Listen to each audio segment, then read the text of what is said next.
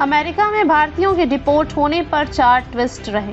List, विमान landing की timing बदली, परिवार रोके एयरबेस का इस्तेमाल। अमेरिका से डिपोर्ट किए गए 104 भारतीयों को लेकर अमेरिकी सेना का विमान बुधवार 5 फरवरी को अमृतसर एयरपोर्ट पर लैंड हुआ। इनमें हरियाणा और गुजरात के 33, पंजाब के 30 लोग भी शामिल थे।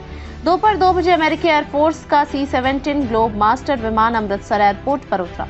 यहां करीब 3.5 घंटे तक डिपोर्ट हुए लोगों की वेरिफिकेशन हुई। शाम करीब 5:30 बजे लोगों की घर वापसी शुरू हुई। इन्हें डिपोर्ट करने के मामले में 4 ट्विस्ट सामने आए।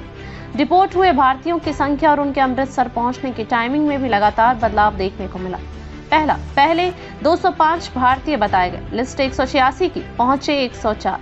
अलग अलग रिपोर्ट्स में ये बात सामने आई कि अमेरिका ने कुल 205 अवैध भारतीयों को डिपोर्ट किया है। ये सभी विमान में लाए जा रहे हैं। हालांकि 10 बजने तक 186 भारतीयों की लिस्ट सामने आ गई, जिसके बाद दावा किया गया कि 186 भारतीयों को डिपोर्ट किया गया है। मगर दोपहर 2 बजे अमेरिकी एयरफोर्स का विमान C-17 ग्लोब मास्टर 104 भारतीयों को लेकर अमृतसर एयरपोर्ट पर लैंड हुआ। अभी यह स्पष्ट नहीं है कि बाकी बचे लोग कहां हैं और कब डिपोर्ट किए जाएंगे। वहीं अमृतसर पहुंचे 104 लोगों के एयरपोर्ट पर दस्तावेज की जांच करने के बाद उन्हें घरों की तरफ रवाना कर दिया गया। दूसरा, यूएस मिलिट्री के विमान के पहुंचने की टाइमिंग बदली।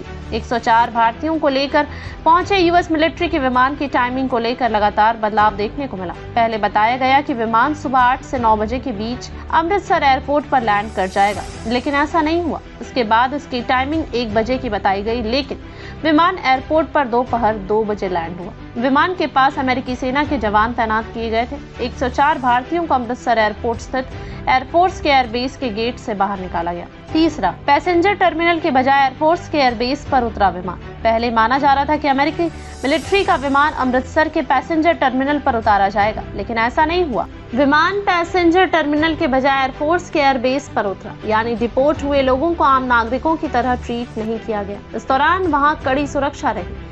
वहां पर किसी को भी जाने की अनुमति नहीं थी। मीडिया को भी आधा किलोमीटर पहले ही रोक दिया गया। वहीं इसका पैसेंजर टर्मिनल पर असर नहीं दिखा। यहाँ रूटीन की तरह सारा काम हुआ। एयरपोर्ट पर वायुसेना के एंट्री गेट पर पुलिस तैनात कर दी गई थी। चौथा, परिवार को आने से रोका। डिपोर्ट हुए लोगों को पुलिस घर ले गई। इस मामले में चौथा ट्विस्ट ये रहा कि डिपोर्ट हुए लोगों के परिवार को एयरपोर्ट आने से रोक दिया गया। पहले कहा गया था कि वे अपने परिजनों को एयरपोर्ट के बाहर से साथ ले जा सकते हैं। हालांकि जब वे रिपोर्ट होकर एयरबेस पर पहुंचे तो किसी के परिजन वहां नहीं पहुंचे। ऐसे में माना जा रहा है कि पुलिस ने उनके आने से रोक दिया। उन्हें कड़ी सुरक्षा में पुलिस वाले ही घर छोड़ने के लिए पहुंचे।